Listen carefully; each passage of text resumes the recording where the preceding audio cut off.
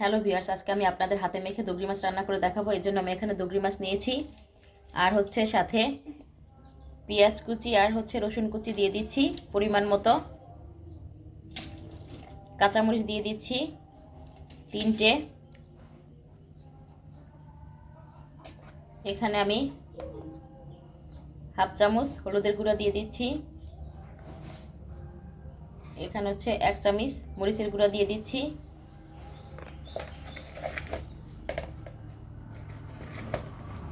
স্বাদ মতো লবণ দিয়ে দিচ্ছি। এখানে ধনেপাতা কুচি দিয়ে দিচ্ছি।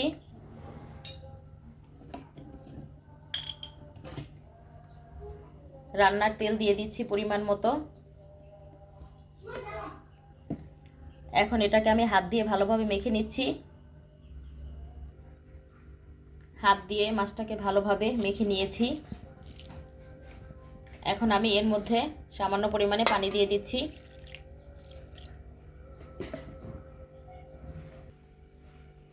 এখন আমি মাছটা চুলায় বসিয়ে দেব। মাছটাকে আমি মাটির চুলায় রান্না করে নিচ্ছি। রান্নাটা হওয়া পর্যন্ত অপেক্ষা করছি।